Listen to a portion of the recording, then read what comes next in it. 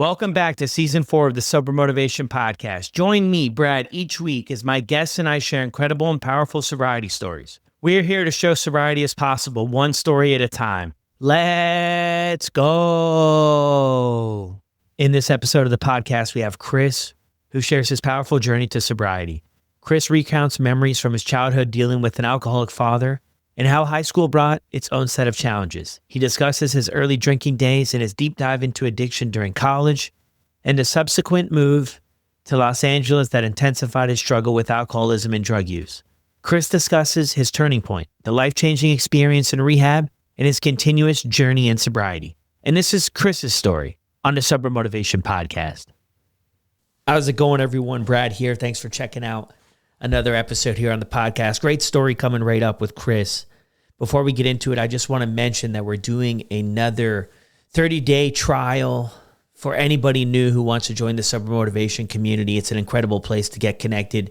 Join some of our meetings. We have meetings every single day inside of the app, a bunch of different hosts, and getting connected with other people, sharing. The app runs 24/7 with everyone cheering each other on and just getting connected on that level and being around other people that are on the same journey of living a life alcohol-free and thriving, really doing incredible things. Some people have been around the app for a couple of years, plugging into meetings, hosting meetings. We now have a speaker series as well, where we have people that have maybe been on the podcast or that haven't, that are coming into the community and sharing their story, answering your questions, helping out in any way that they can. So if you want to check it out, the Sober Motivation community, the app, everything, I'll drop the link down in the show notes below. Pick up and try out the 30-day free trial, and I hope to see you in a meeting soon. Now let's get to Chris's story.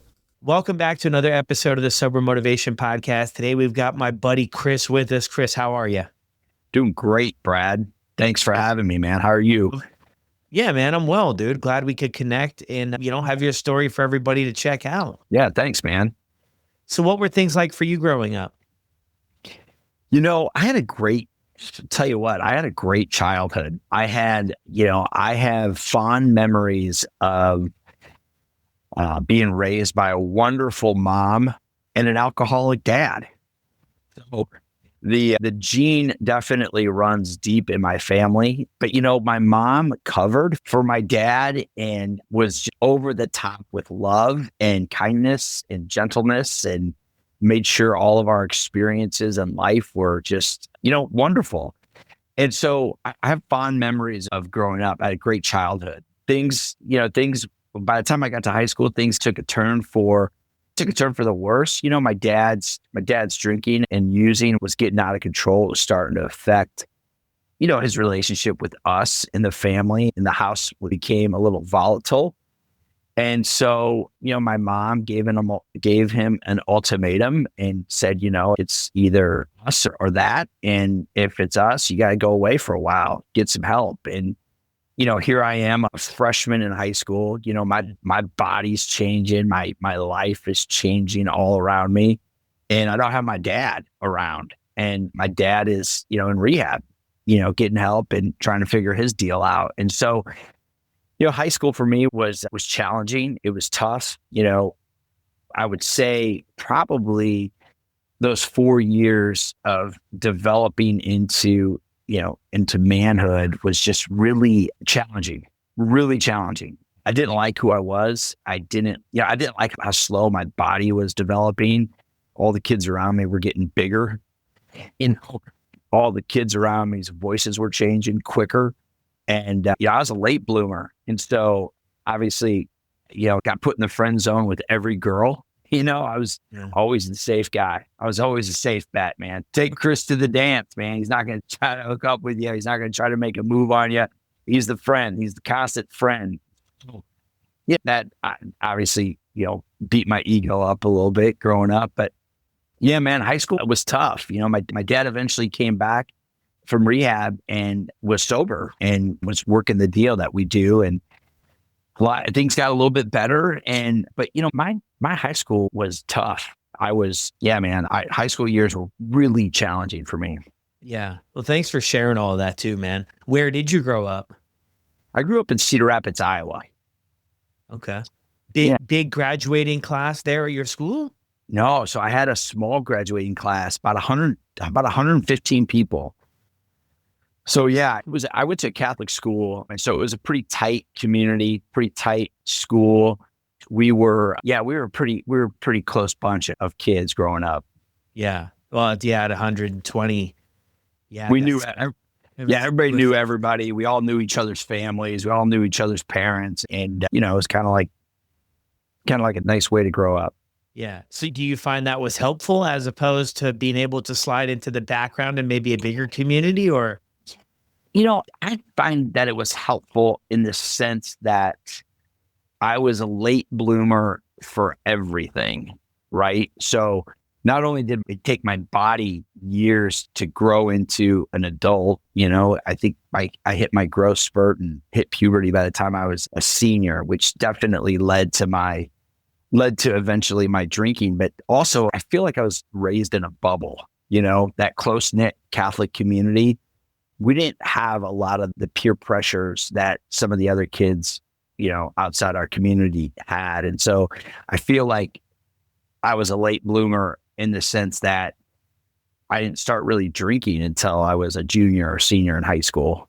Yeah. So you did start drinking in high school then? I did. Yeah. What's that like when you recall the memories there?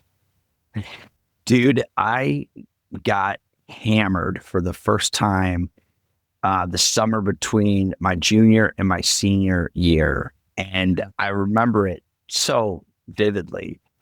I was drinking Ice House beers. You remember those Ice House beers back in the day? They were the heavy hitters, right? Were they Ice House? No, I mean, we just drank like Pabst Blue Ribbon and stuff. I mean, I wouldn't call it heavy, but it was in the price range. But okay, yeah, Ice House.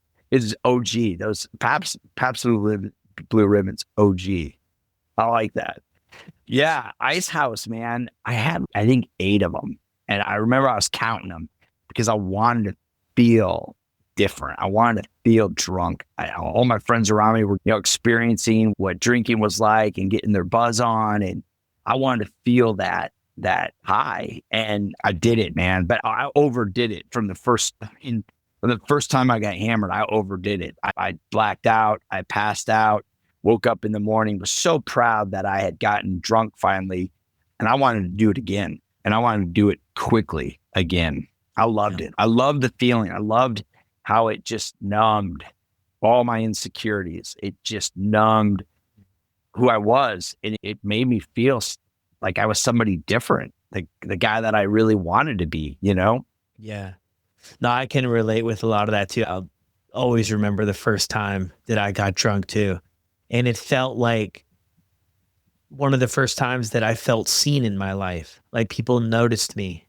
And yeah. it was, and everything else melts away, right? But I'm with you too, man. I hear it a lot on the podcast. A lot of people share, even from the first time, man, it was that to the extreme, right? And it was the same for me, man. My world was spinning. And for a little bit after that, I was like, oh, never again, obviously. But then, maybe 24 hours after that, I was like, man, we have to get back to making that possible. I wasn't really plugged in, I wasn't really connected much before that point with the partiers and stuff. I wasn't like, quote unquote, cool or accepted at that level. But after that, and that was another thing, another sort of box that alcohol checked for me early on is now it was easily to be accepted into these other groups, right? If you drank, you had this in common and it was just like open arms, right? Let's party. Yeah. Or where do you go with things from there?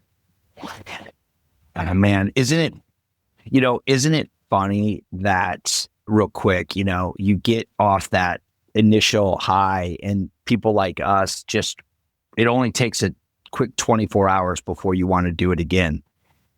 I was obsessed with it, but again, I wasn't really, at the time, I was kind of like you, Brad, wasn't really plugged in, and eventually got plugged in with that scene because I was now known as a guy who would drink and get hammered with, my friends. And senior year was okay. I feel like every weekend we were dabbling with drinking, staying away from the hard stuff. I had some friends that were, smoking weed, stayed away from that. That wasn't really my thing. But by the time I got to college, I was looking back on my story. I was drinking alcoholically, 4 or 5 nights a week in college. And again, drinking to blackout. There was no like, oh, let's go out and have a couple beers after a test, or let's go have a couple beers for happy hour. No, it was like, I want to be hanging from a ceiling fan somewhere within an hour, And so it started to get out of hand for sure. Yeah. In college too. And I mean, that's a very relatable story, I think, for people too. You go to college, and especially somebody like me who is already uncomfortable in my own skin, you throw me into college where I think there was a lot of us that were, and this was, Yeah. our quote unquote solution to hang out. When I was in college too, I couldn't never really hang out with people sober.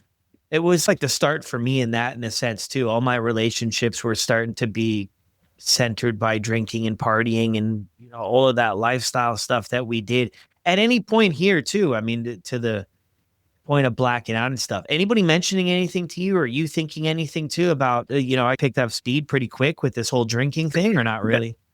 No, that was the thing. That's what we did. I joined a fraternity, and it was acceptable behavior, drinking like that. Yeah. But to what you were saying earlier, man, there were a couple guys in my fraternity that didn't drink, that got sober, early on. And I have to tell you, sadly, if I look back in the way I behaved towards those folks, it's like disgusting. I look down on those people like, oh, you don't party?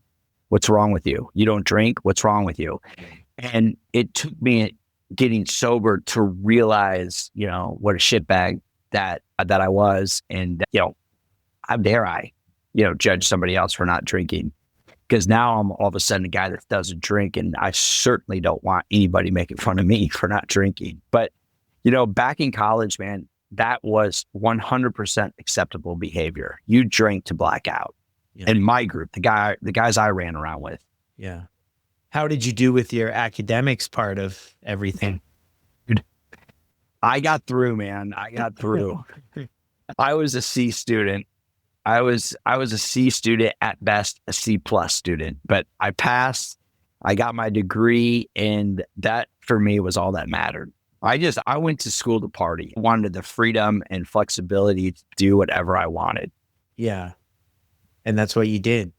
I did, man. That's what I did, Brad. Yeah. Any trouble for you though, man? That's when I started to get in trouble, was with college and just struggling to keep it between the lines, right? Underage too. Any trouble for you or no? Man, I don't remember getting hardly any trouble. I mean, I got some minor possessions, and I got some minor infractions for drinking and doing things I shouldn't have been doing, but no major issues in college. It wasn't until I got out of college and started dabbling with drugs that things took a turn for me, and I started to get in trouble. And, really my life at that point was starting to just unravel. I just became obsessed with being effed up. Yeah. Well, so what do you do after college? Do you start working or?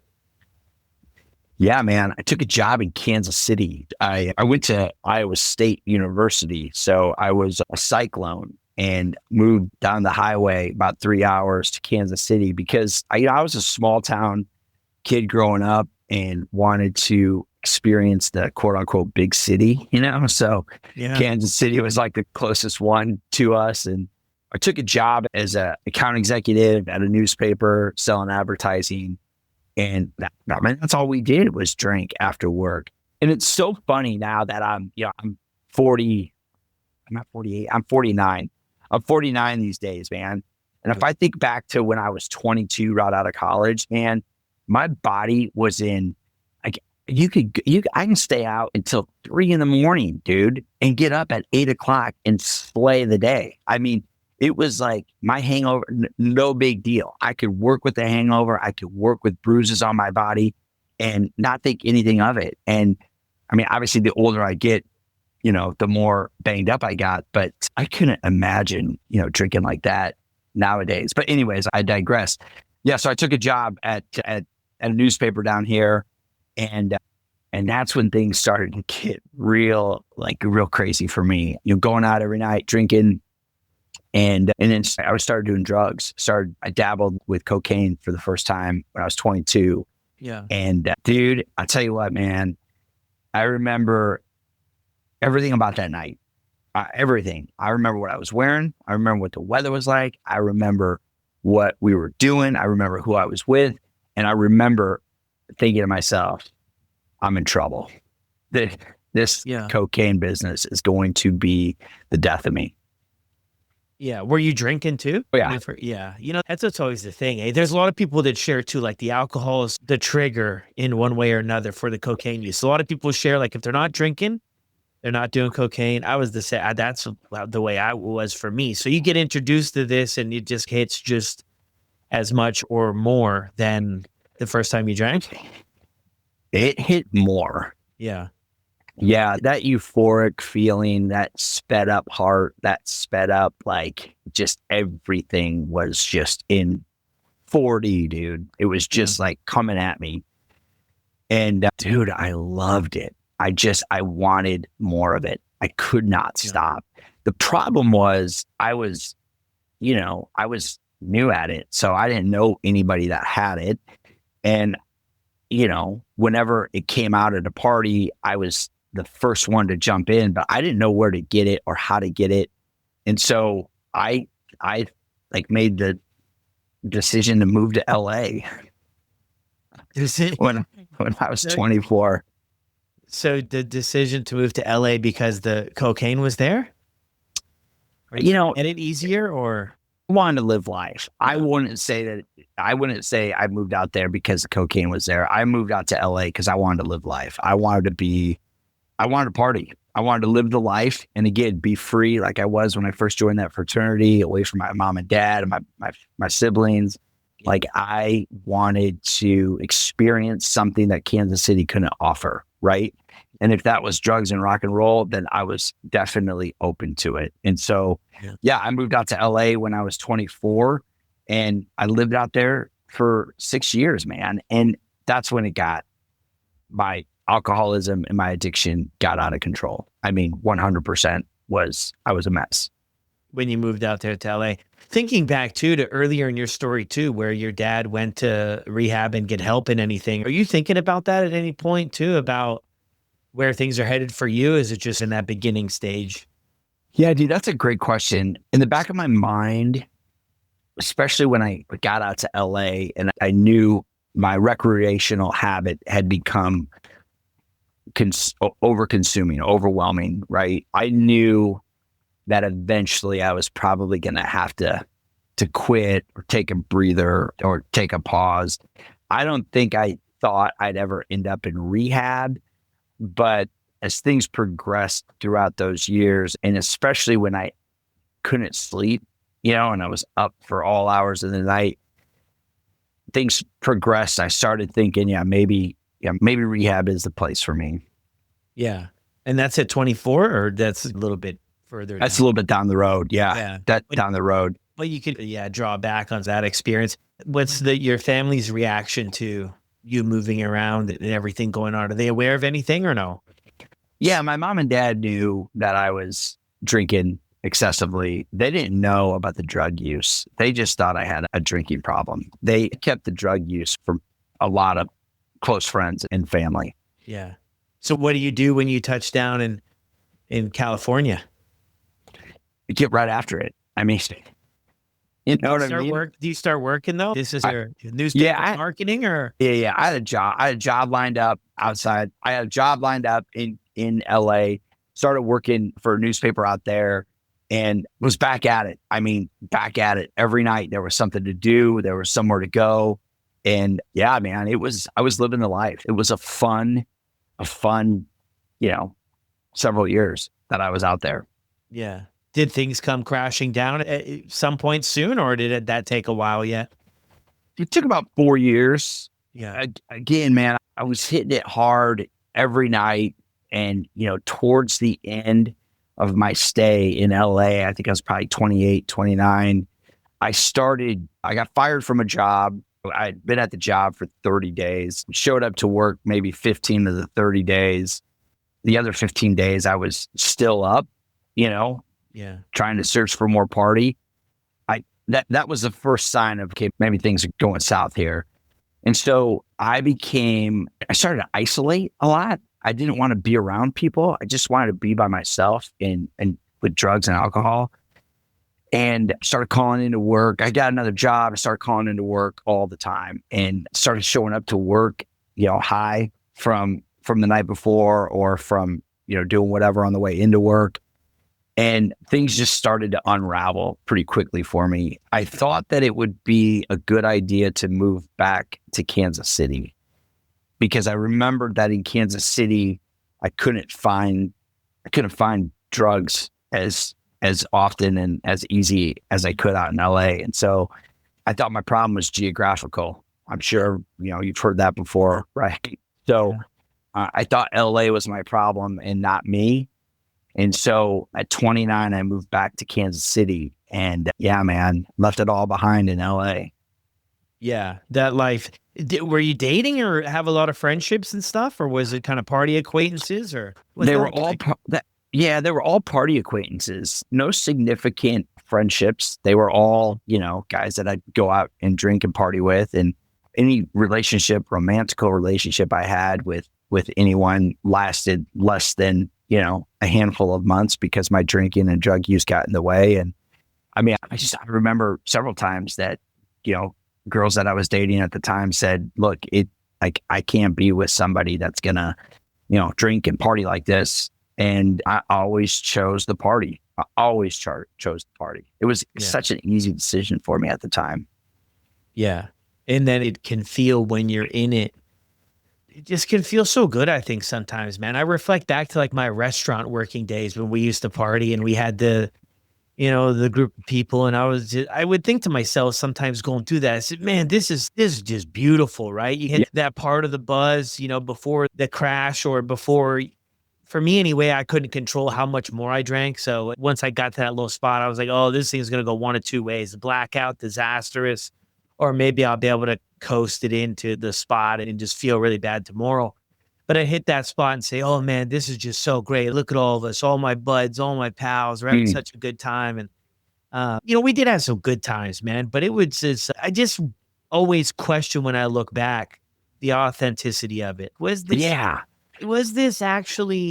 anything actually there? And I'm like, I don't talk with any of those people anymore. Not because they're bad people, but it's just naturally, I don't know. I just don't. I think I thought in the moments we had a lot more in common and we're closer maybe than, I don't know, maybe than we actually were. Yeah, I feel you and I hear you. And, a lot of most of the conversations I remember having when I was out with my drinking buddies were the remember wins. Remember when we did that? Remember when we did that? Let's do that again. Remember, that's about as deep as it ever went with some of those party guys, Yeah. And to your point about, the good times, one of my favorite things to do when I was, getting after it was blacking out and being told what I did in the morning. Love that, man. That feeling like of getting started in the night and knowing that I was going to be blacked out at some point, that between the brownout and the blackout, knowing that I was going to do something, it was going to be crazy. And I'm going to hear about it in the morning. I used to live for that. I love that, which is so reckless. I mean, it's such reckless thinking, Yeah. I guess everybody's going to have a kind of a different experience too with that. Man, for me, it was the unpredictability of getting behind the wheel or not getting behind the wheel. For me, it was like, it was that, man. It wasn't a massively frequent experience that I went through, but there were times where I could have put a piece of paper in between me making it out of a situation alive, and things could have went the other way, So it was like, man, but I'm with you too. There were those times where it was just, I don't know, man, it was strangely celebrated too. Like even when I was in college and in the tail end of it, like it was, and I loved it, man, because a guy with low self-esteem and no confidence and lacking maybe in all these areas of personal development. I mean, people thought I was fun to have around, but I wasn't fun to have around for things that I was proud of. But it was almost like either don't have the social connection or kind of do a few things that are silly and maybe risky to have it. Connection, I think, to humans is so important. So I was willing to sort of risk my own well-being, day after day, just to have a place to maybe call home. Yeah.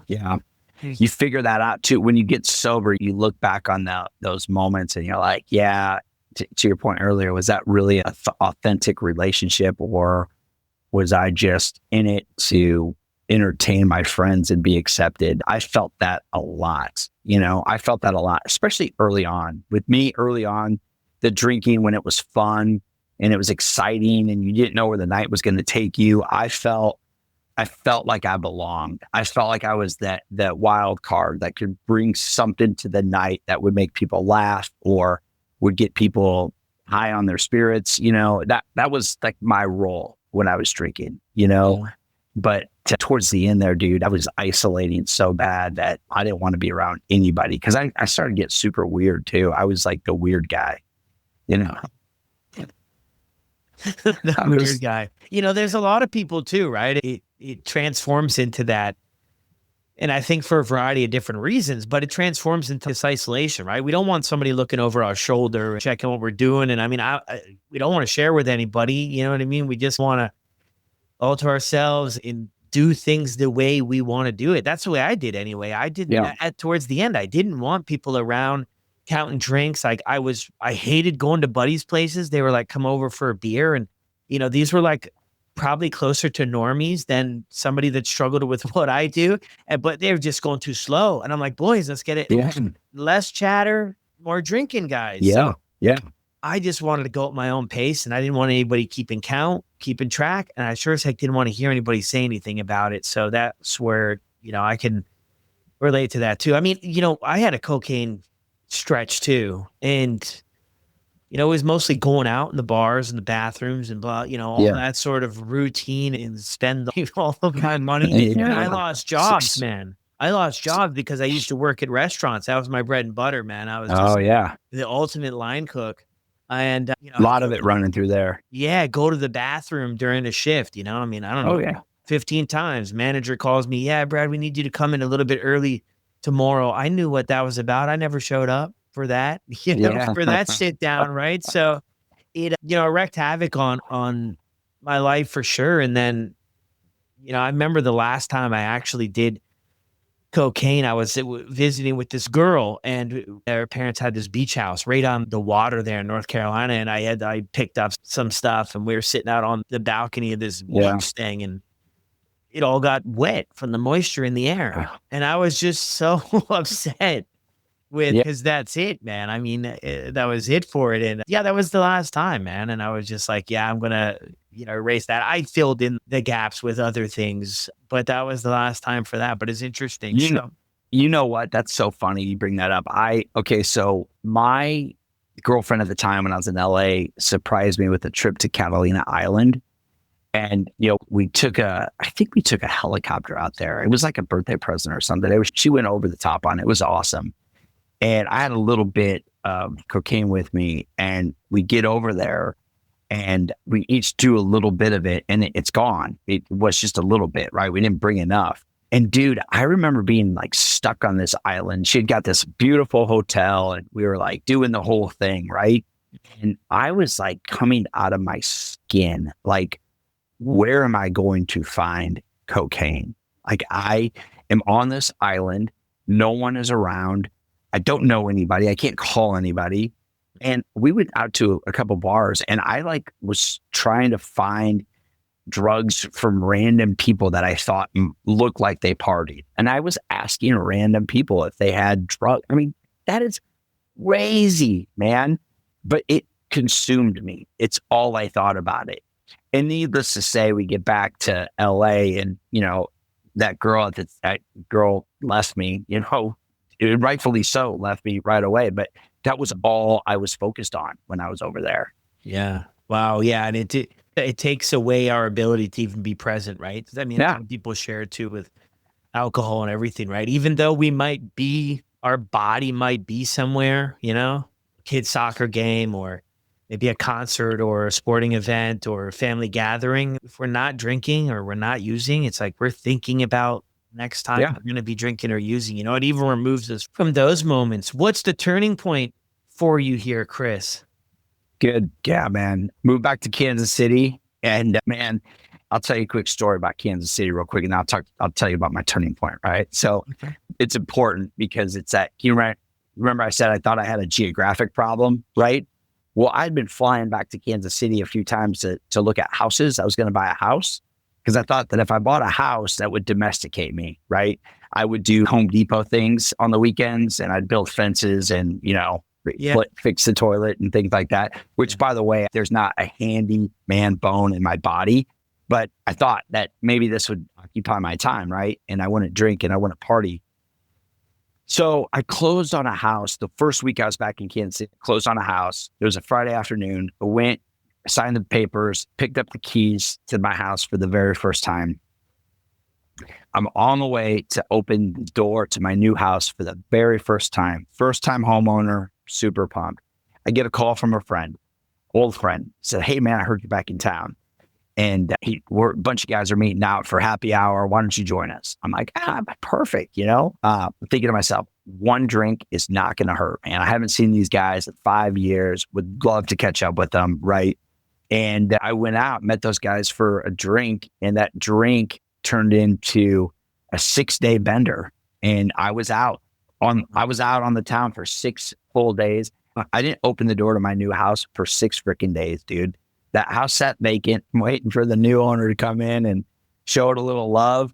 But dude, I was out partying. And so my geographic problem really, obviously it was me, but it's so funny, man. I thought I could lay low and hang in Kansas City, but I couldn't. And so anyways, yeah, the turning point for me, man, was it got more and more depressing. My life became unmanageable. I got more and more isolated and became more and more weird. And I started praying. The only thing I knew to do was to turn to God and ask him for help. And I did. And about 6 months before I got sober, I just started praying that God would find me to rehab. My prayer went like this: "Dear God, help me find my way to rehab without hurting myself or hurting anyone else. Get me the help that I need." I was too big of a chicken to just walk into an AA meeting. I knew I needed rehab. I knew I needed a 30-day break. So he answered my prayer about 6 months later. I had a big weekend, man. I had a bunch of friends that were in town from college and elsewhere, and it started on a Wednesday night. And I put everything in my body except for water and food. And I was managing those highs for 5 days, and it came crashing down on that Sunday. And so Sunday afternoon, I was, rushed to the hospital and began my detox there, dude. And I knew that was the answer to my prayer. I knew in that moment that God was answering my prayer. I still today, 15 years later, get chills when I talk about that story because it was my God moment. It was my aha, burning bush moment, if you will. And at that point, I put my hands up in the air and I said, I can't do this anymore. And I knew that I'd be in rehab the next day. I just knew it. And, my brothers showed up to the hospital and they said they had already called the rehab and they had a bed for me and they dropped me off the very next day. And I haven't looked back since, dude. Wow, man. Thanks for sharing that, Chris. Yeah, man. Yeah, thanks. Beautiful in one sense that it's the springboard to making the change. Were they surprised? You mentioned your brothers. You have 2 brothers? I've got 3 brothers. 3 brothers. Wow. Yeah, I'm the oldest of 4. And it's so, yeah, my brothers and I are really tight. Yeah. Did they know though? Like where they did know. Okay. They knew that I was doing drugs. They knew that I was out of control. I think secretly everybody in my family was praying that I'd get help, Yeah. Did you ever try to get sober for stints throughout?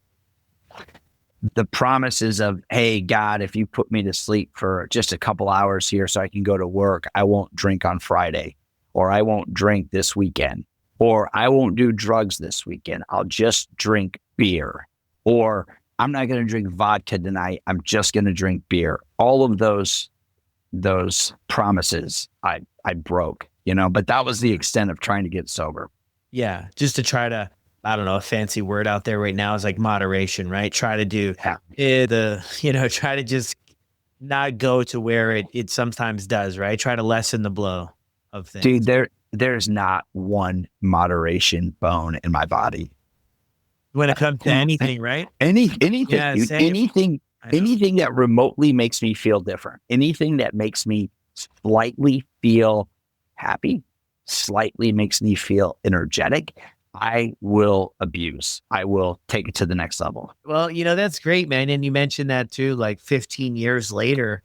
What do you remember from plugging into that rehab for 30 days? Because I think there's a lot of people that go to rehab and then I don't want to say it works or it doesn't work. I'm not like a big believer on it works or doesn't work, but the seed's planted and we water it, or Yeah. the seed's planted and we don't water it afterwards to grow.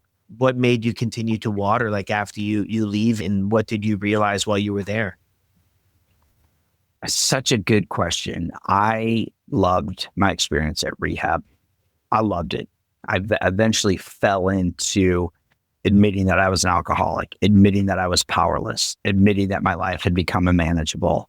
I could grasp those 12 steps. I could grasp the first, 3 steps. That was easy for me because I started going to meetings in rehab and started listening to people tell my story, And then I started seeing like super successful people tell my story in meetings. And I'm like, damn, dude, that guy's like super, like whatever. To me, it was very normalizing, this problem is affecting like everybody, it doesn't discriminate, right?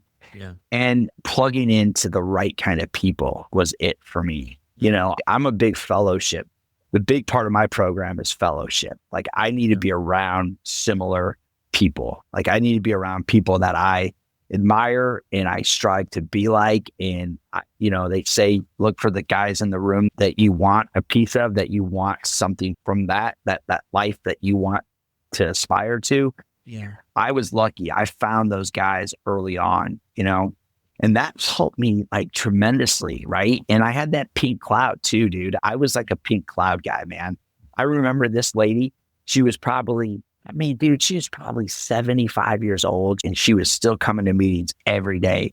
And I shared that I was worried that this pink cloud, it was like 60 days or 90 days that I was sober. And I shared in the meeting that I was worried about that pink cloud leaving, because everybody says after about 90 days out of rehab, that pink cloud goes away. And this lady came up to me after the meeting. I'll never forget it, dude. She said, that pink cloud can remain over your head for as long as you want it to. You get to choose every day. Dude, I'm like, seriously? Is that easy? That, like, for me at the time, that was some profound shit. I'm like, okay, let's go. And I think for me, that pink cloud lasted for about a year. And again, you ask about what helped me stay the course. My life just started getting better. Everything started getting better in my life, man. Finances, relationships, work. I mean, everything just started to come together. And I was a big believer early on, man, that freaking 12-step programs work. Yeah. And be willing to plug in. Dude, that is the biggest thing, man. I see guys that come in. I lead a meeting on Tuesday nights, and I see guys that come in and they leave right after the meeting. Yeah. They don't plug in, dude. And I'm like, man, why don't you come to dinner with us? Why don't you have coffee with us? Come around more than just this hour that you're in the meeting. Yeah. You got to plug in. Yeah.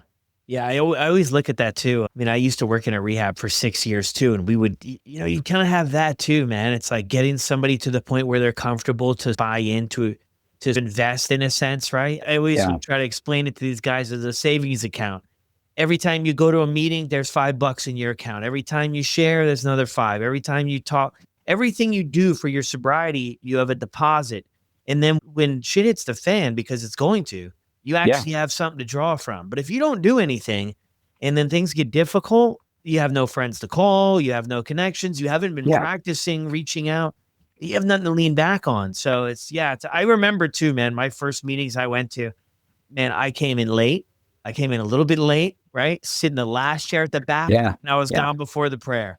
And Totally. and I was at the part of my journey where I had back problems, right? Everybody was on my back, so I wanted to get them off of it. And they would say, go to meetings. So I was like, yeah, guys, I went to meetings, but I didn't learn anything or get anything out of it. I wasn't applying myself to, do anything, right? So I think it's a good point that whatever it is that we do, it's like there's a difference between showing up and like actually doing stuff that's going to help us out. If that makes any sense. It makes perfect sense. Yes, that is such great advice. It's one thing to show up. Great, you're here. Now do something while you're here. Yeah. Share, make a friend, hold out a hand, welcome somebody to the meeting. Yeah, do something while you're here. Make it of value. Yeah. Are you that scary in real life that people are like, come on, Chris, I don't want to go to dinner with Chris, man. Troublemaker that guy is. A coffee with Chris. Yeah, dude. Man. I'm pretty convincing, dude. I can persuade people to have a cup of Joe with me. I'm pretty convincing, dude. I believe it.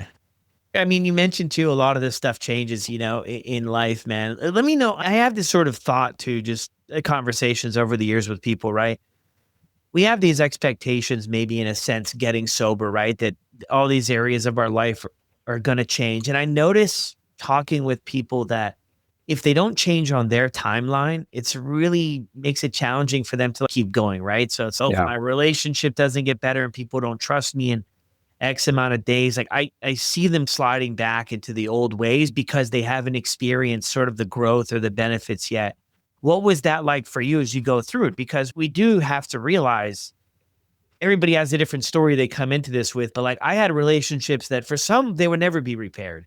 I had some things finance wise, criminal record wise. It doesn't matter how many days sober I get. It ain't going away, but learning how to accept things. Like what was that like for you to maybe patience a little bit for things to catch up? Man, I struggle with patience. I have zero patience. It's funny. I tell my kids all the time they need to work on their patience. And they're like, Dad, you don't have any patience. I'm like, right, damn it.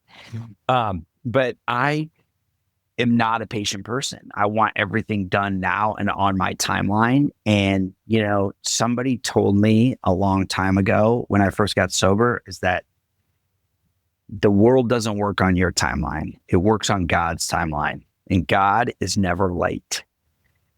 And that slogan or meditative piece right there really helped me early on that, okay, if this is supposed to happen today, it'll happen. If it's not, it might not be intended to happen, or it just might happen at a different time. And so I became pretty good at working with that. But, a specific example would be, I came out of rehab with $100,000 credit card debt. And, I put everything on my credit card for the past 10 years. Dude, I was paying $1,200 a month in freaking interest, and I couldn't get ahead on that. And I came out of rehab destined to pay that thing off. And, it was a slow go. It was slow to get there, but I finally got it paid off. And I'm very, grateful that I was able to do that after a few years. And so, yeah, things started happening for me, but they weren't on my timeline, dude. They were on God's. And learning how to be patient in that process. Yeah. Yeah, man. But that's growth. I mean, that's like the way that we used to live, though, is everything right away, instant gratification, right? Change the way we're feeling right now. But the more and more we do that, the less and less we develop anything else that may be healthier, Right. Anything that's going to help us. That's what I talk to a lot of people too, who are identified as gray area drinkers, right? Like in the spectrum, maybe more in the middle of the spectrum. It's like the longer we keep alcohol around, every time you're stressed, overwhelmed, something goes wrong in a relationship or a job, every time we lean on alcohol, we lean less on meditation, community, support, therapy, whatever else might help us to build in that direction of things. Heading towards wrapping up, man. Any Words of wisdom, man, over 15 years. When was that Sunday that you went to the hospital? March 10th, 2010, dude. That was the day, man. That was my last day. So my sobriety date's March 10th, man. I'll tell you this. Here's my words of wisdom. And not that I have any wisdom. I'm just another, alcoholic drug addict that's trying to get by just for today, right? Yeah. But this shit works, man. The program works. Admitting that you're powerless, admitting that your life is unmanageable, admitting that, there's a higher power and that you're tapping into your higher power, whatever you call it, that stuff works. And when you lean into that, your life gets exponentially better month after month, the longer I stay sober. 100%. My life continues to get better every single month that I stay sober because I just follow other people. I'm a total copycat, dude. I'm a total leech in those meetings. I listen to what people say, and I don't do anything outstanding or anything significant. I just fall in line, and I try to be just another bump on the log. You know what I mean, dude? Yeah, I hear you on that 100%. Thank you for that. Thank you for sharing your story. I wanted to mention too, your project, man. Oh yeah, man. Sober Yeah. City. Share with us a little bit about that and the motivation here. Yeah, thanks for bringing that up, dude. Yeah. So I created a mobile app called Sober City, and that gives you a different sober slogan every day of the year, right? So there's 365 different sober slogans. There is a daily reflection that goes along with it. There's a daily prompt, and then there's a lighten up piece, right? So part of my sobriety I've always found humor in my life and humor in what I do. And so I try to take a humorous spin on the daily slogan, right? So you get a little bit of seriousness with the slogan. You get a daily prompt to tell you what to do. A lot of them are prayers, real short prayers of how to get dialed in closer to your higher power. And then there's a funny part that kind of ties it all together. And so, just real quick, when I was in rehab, my therapist said, "Hey man, you really need to learn these sober slogans.